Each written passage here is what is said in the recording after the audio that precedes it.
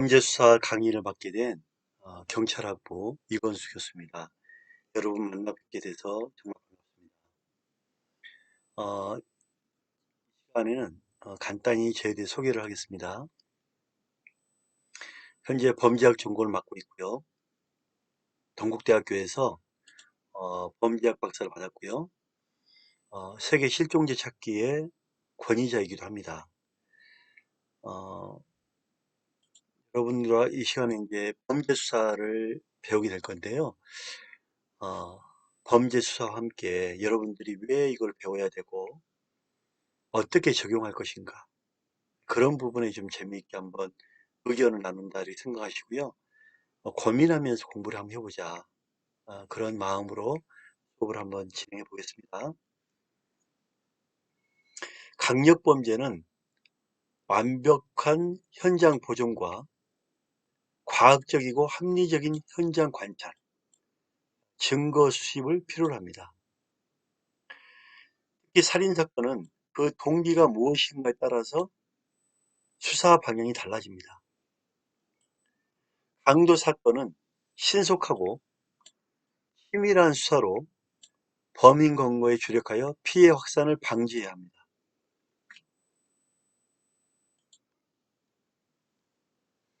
우리가 강력범죄하면 경찰은 4대 강력범죄를 방실이 강간, 방화, 살인, 강도, 강간, 방실이 강간. 4대 강력범죄를 방실이 강간이다. 그래서 방화, 살인, 강도, 강간이라고 얘기합니다. 강력범죄는 피해 사실이 뚜렷하게 나타나거나 여러 단서가 범죄 현장이나 피해 객체에 남게 되고 범인의 신원이 특정되지 않거나 불명확한 것이 대부분입니다. 강력범죄는 주로 아는 사람 사이에 발생합니다. 강도 사건은 이욕범죄이므로 살인, 강간, 방화에 비해 주로 대도시 발생 빈도가 높습니다. 이 이욕범죄란 건 뭐냐면 돈을, 뭔가 욕심을 채우기, 이득을 얻기 위한 범죄입니다. 강도가. 그래서 아무리 시골보다는 돈 많고 사람 많은 도시에 많겠죠. 자, 강간 사건은 범죄 신고일이 저조합니다. 특히 쉬쉬하죠. 숨기죠. 그렇기 때문에 암수 범죄가 문제가 발생합니다. 방화 사건은 모방성이 강한 범죄다 이렇게 보시면 됩니다. 자, 이러한 강력범죄의 특징을 좀 볼까요? 방실이 강간 등, 방화살인, 강도 강간 등 흉기나 강한 물리적 유형력을 이용하여 1차적으로 생명, 신체 위해를 가하고, 두 번째로는 재산상 피해를 가져오는 범죄를 말합니다. 강력범죄 수사는 즉시 현장에 빨리 가야 되겠죠.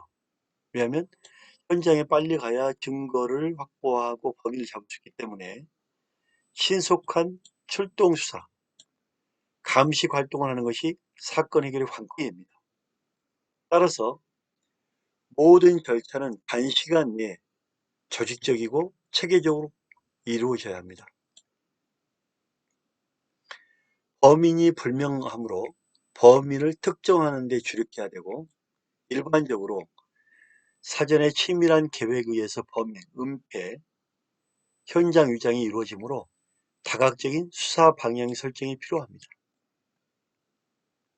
시체가 사망 후 철도, 자동차 등으로 수송되어 범행 장소와 다른 곳에서 발견되었을 때는 그 장소를 제2의 현장이라고 합니다. 현장에서 옮겨졌을 때 제2의 현장이다.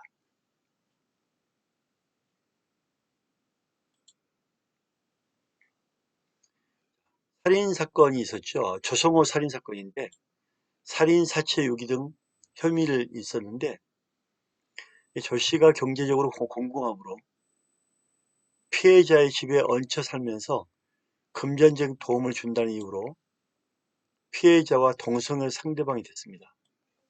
이 쫓겨날 처지가 되자 극도의 혐오감과 분노감이 일시에 분출돼 범행했는데요. A씨 시신을 훼손해 대부도 방조제 근처에 유기한 혐의도 받았습니다. 검찰은 C가 A로부터 성관계 대가로 약속받은 90만 원을 받지 못하자 범행이 이뤘다. 결론을 냈습니다. 이 동성애 살인사건,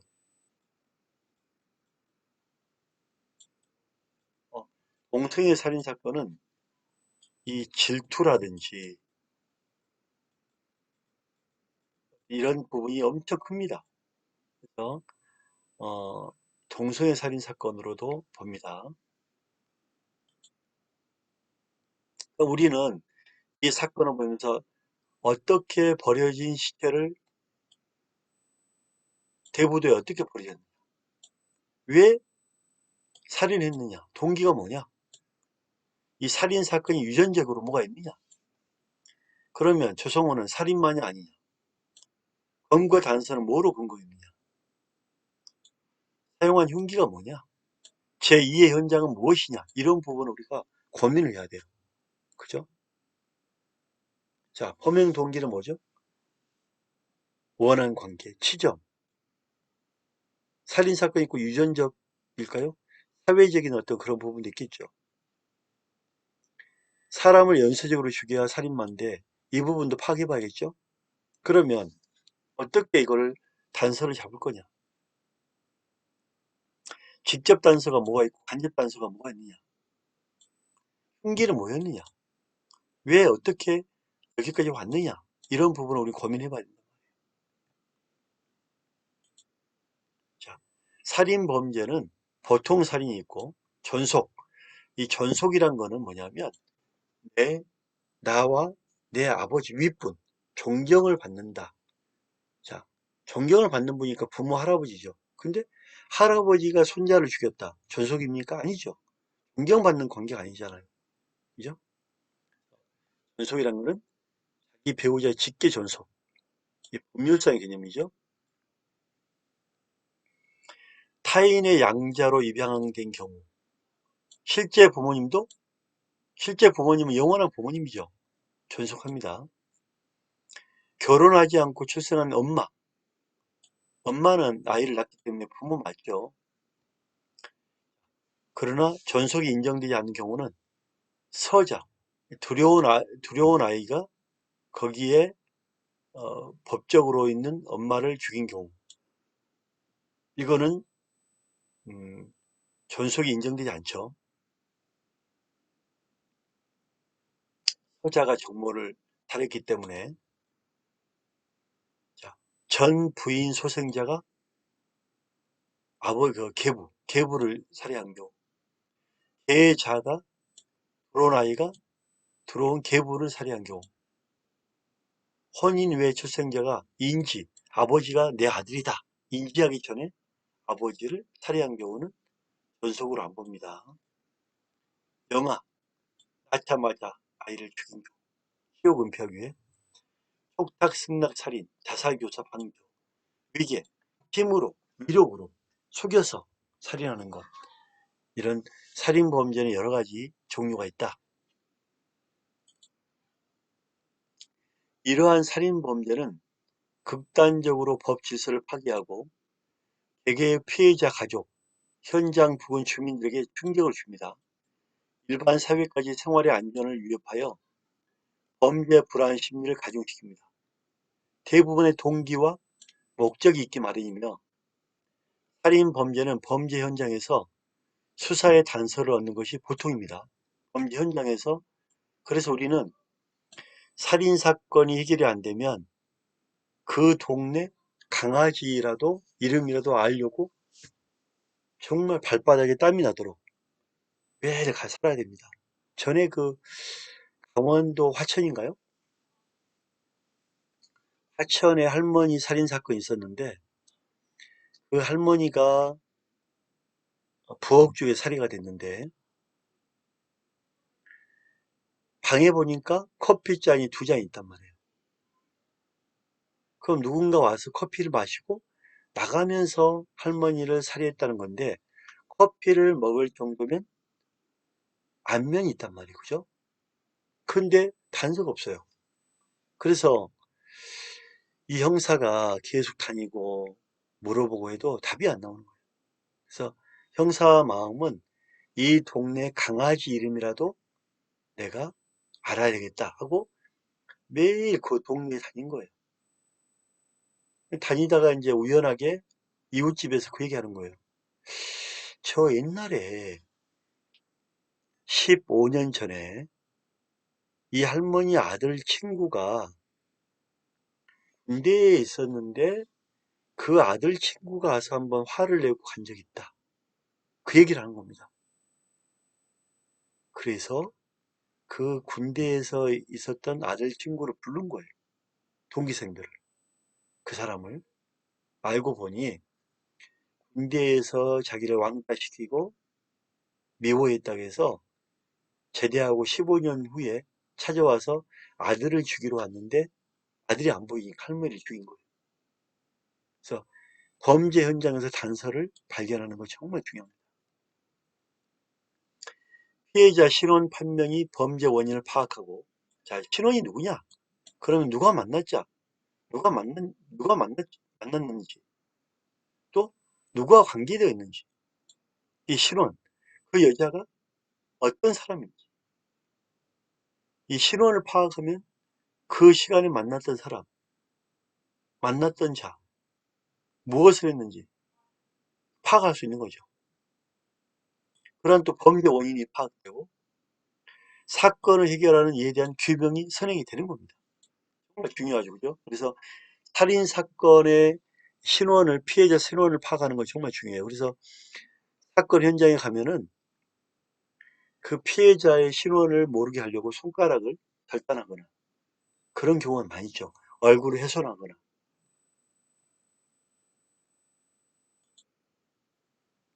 자, 타인의 생명을 빼앗는 것을 내용을 하고 피해자의 가족, 현장 부근 주변에 충격을 주는데 이 부분은 이제 방금 횟수에 넘어가고요. 살인 사건이 나면 현장 출동을 빨리 해야 되겠죠. 초동 조치. 현장 출동을 하고 현장을 관찰해야 됩니다. 주변에 누가 있나? 뭐가 떨어졌나? 그다음에 기초 수사를 합니다. 피해자가 누구냐? 왜 이런 일이 있었느냐? 현장에는 어떤 일이 있었고 현장에 어떤 물건이 있었고 목격자가 없느냐? 피해 폭이 뭐냐? 그래서 피해자를 살해당한 피해자, 그 현장, 그다음 피해 폭이 뭐냐? 이런 기초 수사를 해야 됩니다. 그다음에 수사 방침을 결정합니다. 전체 인원이 참석하여 분야별 수사 결과를 보고하고 토론하여 결정합니다. 그다음에 수사 활동을 하고 피의자를 조사하고 방증 자료, 즉 수집된 방증 자료 수집 결과를 재검토합니다.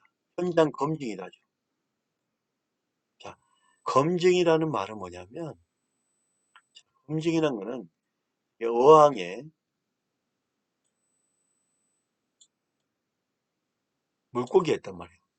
이 어항의 물고기를 옆에서 보고 밑에서 보고 뒤에서 보고 위에서 보고 사방팔방에서 보는 걸 검증이랍니다. 마지막으로 참고인 조사합니다. 참고인 조사 목격자를 재수사하거나 피해자 유족들을 처벌을 희망하거나 여부를 파악합니다.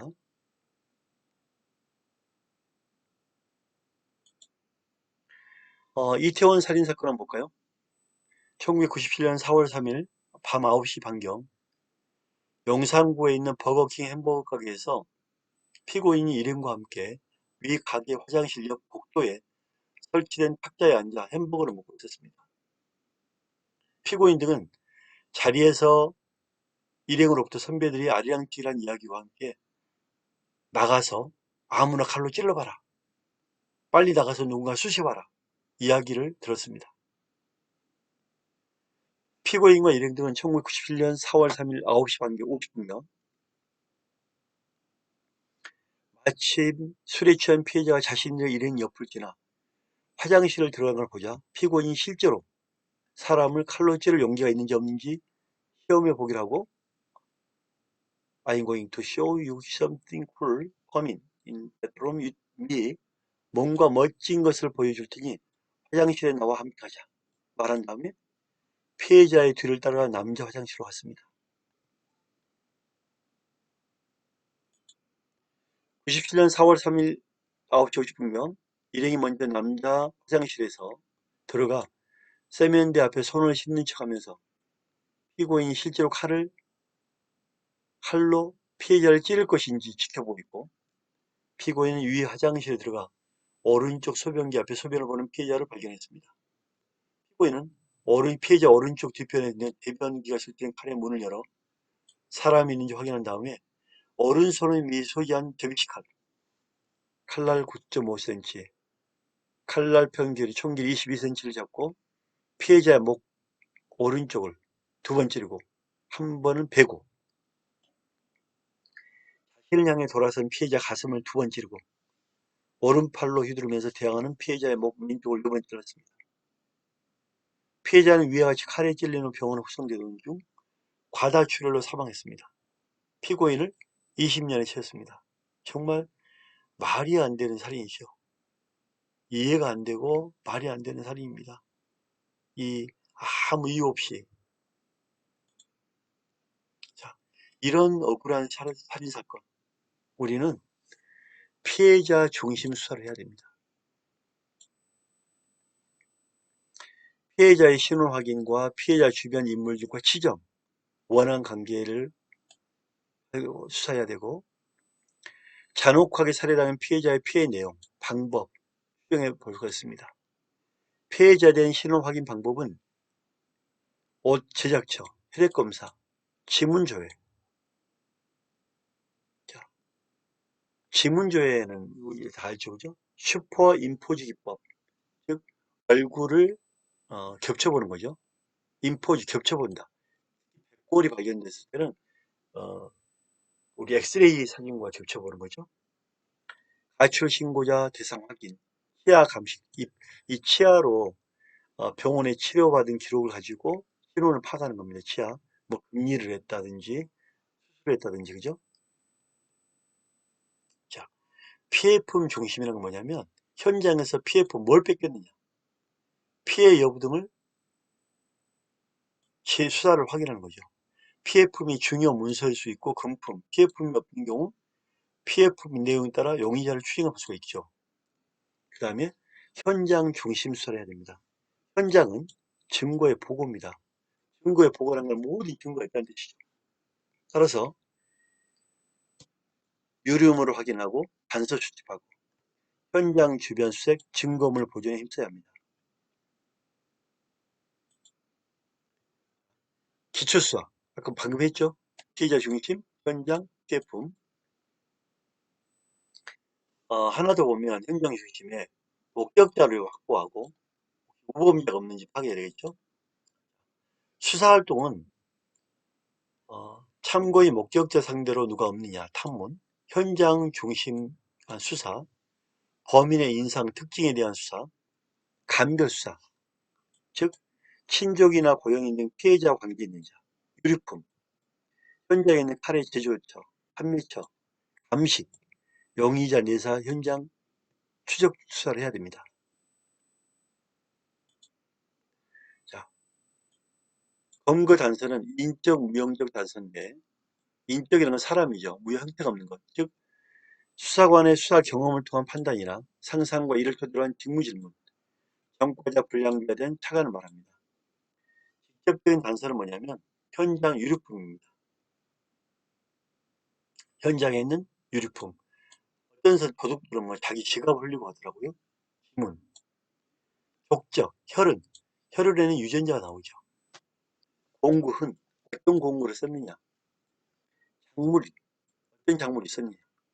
간접적이라는 거는 뭔가 이용해서 밝히는 게 간접적입니다. 즉 감식, 법의학적인 감정 등 과학기술 방법에 의한 판단 결과를 간접적인 물적 단서라고 합니다.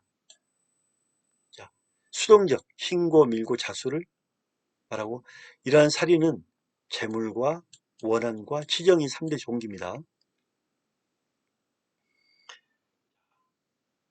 살인사건 현장에서 범행 동기를 잘 추정할 수 있는 방법은 연고감입니다. 연고감.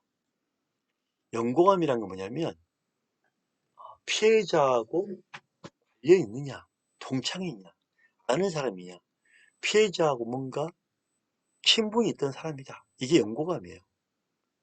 지리감이라는 거는 그 지역에 대해서 잘 아는 사람. 예를 들면 산속에 동굴을 안다. 이 동네에 빈집을 안다. 지리감이죠. 그죠? 네. 연고감. 문제 한번 풀어볼까요? 살인사건에서 공범 수사하는 거는 발자국이 몇 개냐, 흉기가 몇 개냐 보면 되겠죠? 적적수 흉기. 이거 보면 공범이 나오겠죠?